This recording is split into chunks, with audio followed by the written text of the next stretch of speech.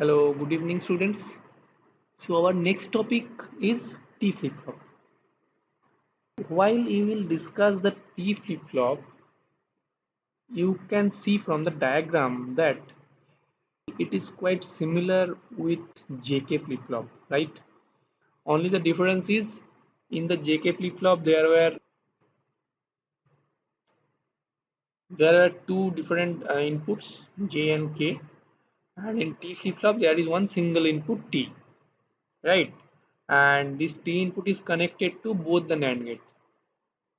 Now the point is a particular state of JK flip-flop is similar with the T flip-flop.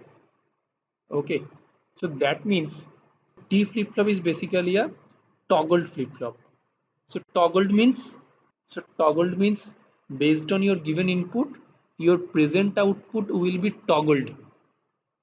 Okay, so we will discuss this thing in details when we will observe the truth table, the characteristic table, the excitation table, and all the other thing.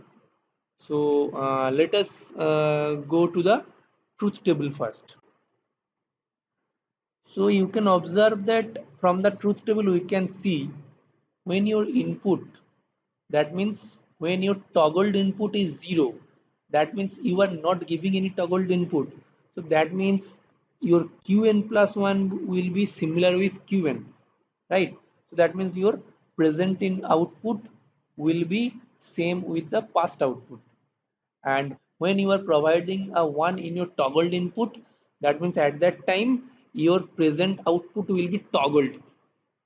Okay, so that means your Qn plus 1 will be equals to Q complement n. Okay, or Q bar n.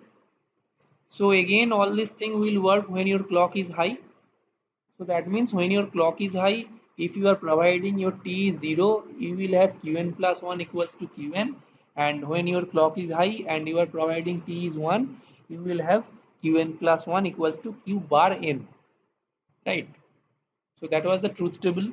Now we will move to the characteristic table. So in the characteristic table, again like D flip-flop characteristic table, we will have total 3 column, right? So that means your Qn plus 1 will be dependent on T and Qn. Okay. So now think that you are providing your T as 0, Qn as 0. So you will get Qn plus 1 is 0 again.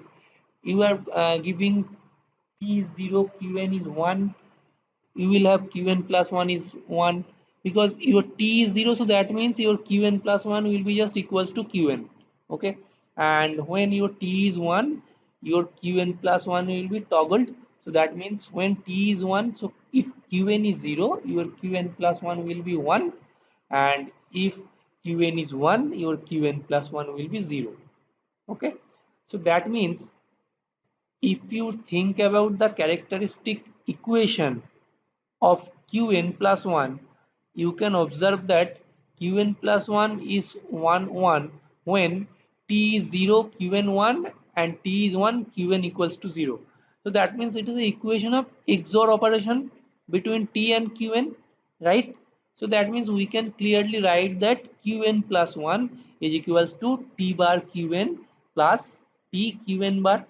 So that means it you can write it T XOR Qn. Okay, so that was the characteristic table and characteristic equation for the T flip-flop. So now we will observe the excitation table. So just like similar with D flip-flop, here also it will be 3 columns excitation table. Qn 0, Qn plus 1 0, you will have T 0, Qn 0, Qn plus 1 1, you will have T equals to 1. Why you are giving this T equals to 1 here? Because your Qn 0 and Qn plus 1 1. That means your present output is toggled. So T will be 1. Again Qn was 1 and Qn plus 1 is 0. That means again your present output is toggled. So again here T is 1. And finally Qn1, Qn plus 1 1. That means it is no toggle or no change. So that means T is 0. Okay, so this was a complete excitation table. So we just observed that truth table, characteristic table as well as excitation table. Now the point is where this T flip-flop is basically used in digital design. you can clearly observe that T flip-flop is basically used for getting a toggled output. So using this property, this T flip-flop is extensively used in digital arithmetic. Okay, so digital arithmetic means when you will see the computer arithmetic part in the computer architecture section, there you will find the division operation, multiplication operation, where lots of left shift, right shift kind of thing need to be happened. Okay, so at that shifting operation can be maintained or can be done using this T flip-flop, and along with also in some other digital design circuit, like if you want to design the counter, if you want to design the shift register, all these things can be designed by the T flip-flop. So till now we have covered SR flip-flop, JK flip-flop, D flip-flop and T flip-flop. I hope that now you have the basic idea how the flip-flop works, along with the preparation of truth table, characteristic table and excitation table. So no need to remind anything, just you start the logic that how you are preparing the truth table. Then from truth table you can easily prepare the characteristic table, and following the characteristic table you can use the, or you can prepare the excitation table. Okay, so that's all for now.